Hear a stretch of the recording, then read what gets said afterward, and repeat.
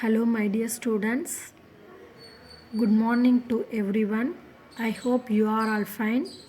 Today, we are going to learn about changes in states of matter. Matter. Anything that we can see around us that has mass and occupies space is called matter. Do you remember, children? In nature, matter generally exists in three states. There are solid, liquid, and gas. Children, matter can change from one state to another if its temperature changes. Okay. What is change of states of matter?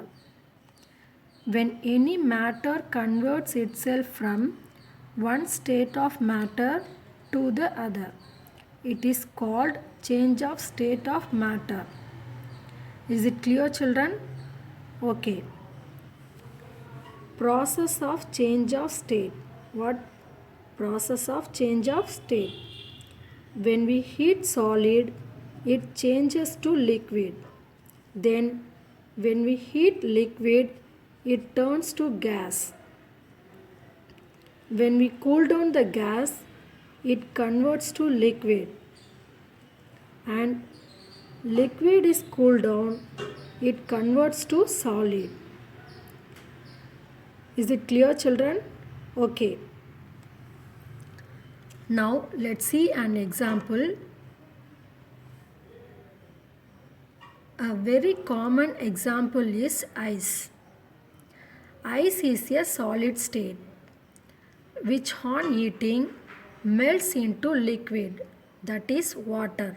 This process is called melting. Let's see next one. The water on further heating changes into water vapor, which is gas. This process is called evaporation. Next, now if we cool this water vapor, it again changes into the liquid state of water. This process is called condensation. The water, when kept in a ice tray in a fridge, turns into ice. This process is called freezing. What, children? Freezing. The formation of rain in the water cycle is a natural example of the change of state of matter. Let's see next one. Melting. Change of solid into liquid on heating is called melting. For example, if the ice cube is heated, it will change into water. Okay. Next one, evaporation. Change of liquid into vapor on heating is called evaporation. For example, if water is heated, it will change into steam or water vapor. Is it clear, children? Okay. Condensation. Change of gas into liquid on cooling is called condensation. For example, water vapor on cooling, it will change into water. This is condensation. Okay. Freezing. Change of liquid into solid on cooling is known as freezing.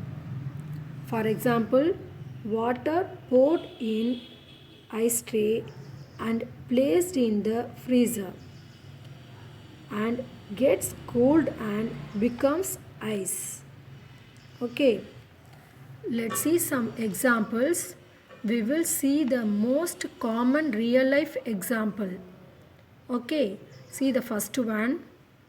Example of melting. A very common example, children. Do you like ice cream? Yeah, correct. Melting the ice cream. Isn't it? Okay. Next example, evaporation. One of the most common real life example of evaporation is drying of clothes under the sun. When the wet clothes are put under the sun, they get heated up, resulting in the evaporation of water particles present in wet clothes, making the clothes dry. This is a evaporation. Okay, is it clear, children? Okay. Example for condensation. Morning dew on the grass.